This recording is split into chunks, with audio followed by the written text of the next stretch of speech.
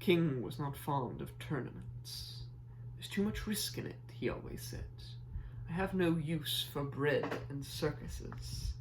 If swords should be drawn, real swords, then the fighting should be real as well, against the wild things of the world. The royal family always chuckled at his fears. "'Tis a safer sport than you remember," said his son, the elder prince. "And we have our healers, in case anything should go awry." But misfortune seemed to follow the boy. For the first time he was allowed to take part in a joust, he was thrown from his horse, and that was that.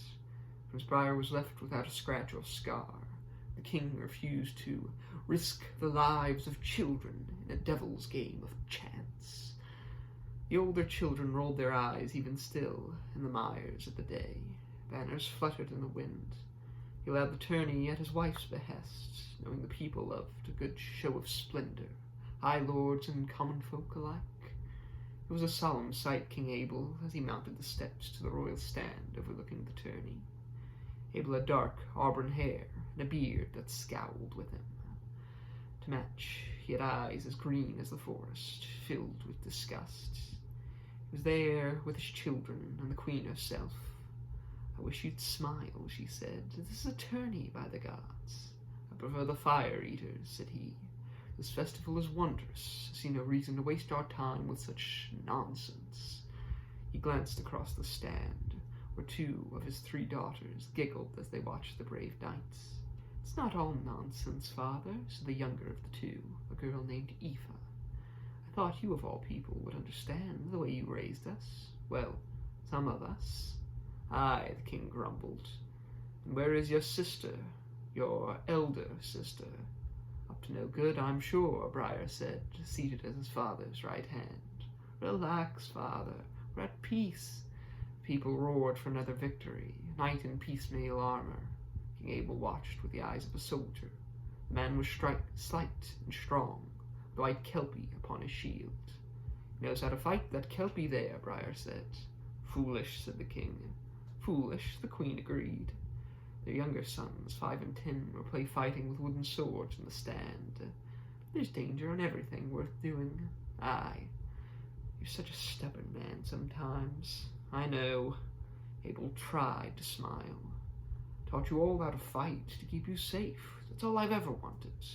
"The tournament will keep us safe too," Briar said. "It'll teach us how to fight in ways a stuffy old sword master cannot. And it is awfully fun." Aoife caught a red rose offered by a passing knight. Abel grumbled as the man passed. He did enjoy the fire eaters, the feats of strength, the archery contest, everything except the tourney. And again, he might feel differently if his children wished to play with fire. "There's much to love, father," Briar said. "It gives knights a chance to prove themselves, and it gives us royal wains a chance to show you what we're worth." "You're everything to me already," the king muttered. He was thinking long and hard about his fears, whether or not they were unfounded, and if it mattered either way. "I took a tumble and survived, father. We are the best healers, and the gods have been merciful of late. There was magic in the world, and good faith, to be sure. This he knew." "Perhaps you're right," the king allowed. "Happy to hear you say that, father," Aoife laughed. The queen cast a curious glance at her daughter. Abel wondered if he was missing something. Then came the Knight of the Heart against the Knight of the Kelpie from before.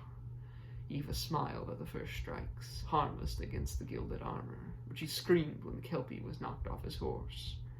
"We're rooting for the little one, then, are we?" Abel asked. "Aye," Aoife said. "Aye, that's it." The Kelpie stood up again, unharmed.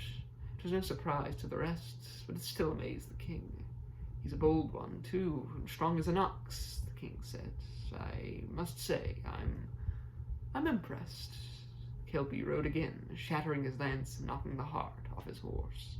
The third run proved indecisive, while the fourth brought the Kelpie another well-placed blow. The fifth and final run, the Kelpie broke his lance, unhorsed the heart, and won the day. It was quite amusing, as long as no one got hurt. Kelpie came before the royal stand to receive his honors. "Remove your helm, sir," said the king. Sudden thought had occurred to him. Kelpie struck him as familiar. "As you wish," said a lyric voice, hollow in the great helm. The night revealed a smiling face, with auburn hair and eyes as green as the forest. In that moment, Abel felt like half a fool. Kelpie was no man at all, or even a knight, for all he knew. "Hello, father," said the missing princess. "By the gods." "Elspeth?" There was a moment's harsh quiet in the stands. Then the crowd cheered, and King Abel smiled.